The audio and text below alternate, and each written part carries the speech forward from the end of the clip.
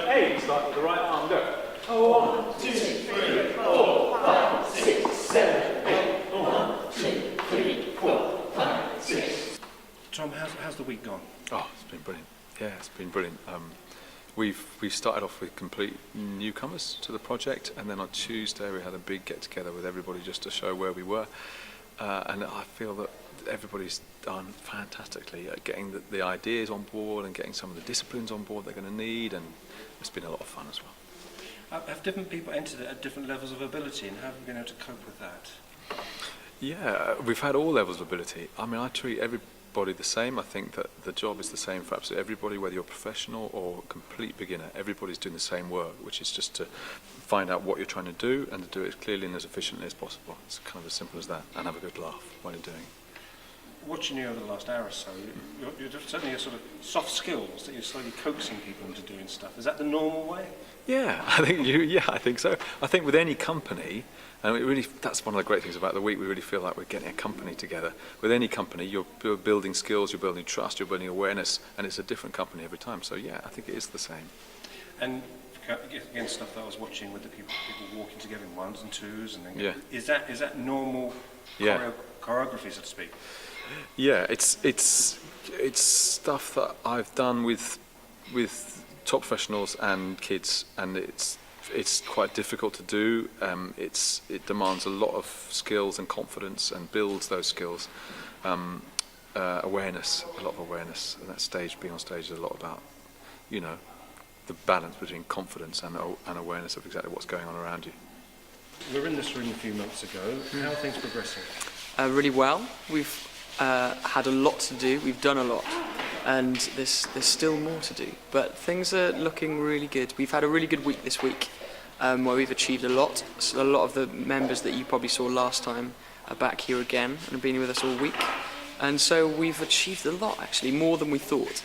We had a lot of things to achieve this week, lots of things that we had made that we needed to paint, and we pretty much finished them all. So we're almost running out of things for them to do now, which is good because it's Friday afternoon. So, for example, the young people painting, what was that, corner scene? Yeah. So what exactly is that? Well, that's a small proscenium arch. So as part of the fairgrounds, we're going to have a small stage, if you like.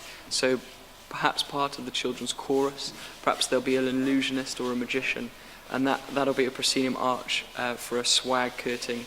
And just a small stage to showcase something as part of the fairground, because the fairground is a real holistic thing. There's a lot of different aspects to it. It covers a lot of different ground. So as well as traditional rides and games, there's a couple of stranger things, and all kind of linked to the Opera House and specifically to the opera. Gabrielle, how are things going? Are things moving as quickly as well as you thought they would? Yeah, they are. We've just had a whole week here at the Thurrock campus of South East Essex College, and we've used the spaces and facilities to have rehearsals and make some more props and make some costumes. We've had loads of people come in, and we've had a really exciting time. I think one of the things that has impressed a lot of people is how you've managed to get embedded into the community and get such a response from the community. Is that a tribute to yourselves and the community? Yes, I think it's both. I think for us it's been essential. That's been part of the process. So we started this project from absolute scratch. We didn't know what we were going to do. We didn't know who was going to be in it. We didn't know anything apart from that we wanted people to be involved. So we asked them for their ideas. And now that it's kind of 8 months down the line and people are still here, they're understanding that that's what we've done. We've used their ideas and we've got an amazing score, beautifully composed, but there's lots and lots of bits in there that have been composed by members of the community, by school classes, by primary school kids, and by the community singers group here. So they've been really excited to come back and see that this is what it now looks like. It's their work put together by a professional composer, and it's beautiful. So I think it's the combination of those things that they actually see their own ideas reflected in what we do. Because also, in rehearsals, how's things going? Yeah, very well actually. For this week we've done an awful lot of stagecraft and a lot of the music. We've actually started teaching the music for the opera and done much more than I thought we'd get done by the end of 1 week, so it's going very well. And what has been your specific role? I'm the chorus master, so I'm training the community chorus and the children who will be in it singing with the professionals. So I'm teaching them the music, polishing their musicianship, and sort of taking care of the musical stuff until the conductor comes on board. Are different people starting from different points of ability? Definitely. There's people who can read music and have been singing for years, quite a few of those, and there are some people for whom this is the very first time they've ever done anything like it. Can't read music at all. So in a rehearsal, some people got the score in front of them, can read exactly what they're doing. Other people haven't. It's just gobbledygook. And so teaching everything by ear, really. So yeah, they're doing really well for that. We were here a few months ago, which was by the very early stages. How the helpers, the staff, people, how are they getting on? We've had quite a good mix of people turning up to the Saturdays, the voluntary gang. So we've had a mixture of ages and backgrounds.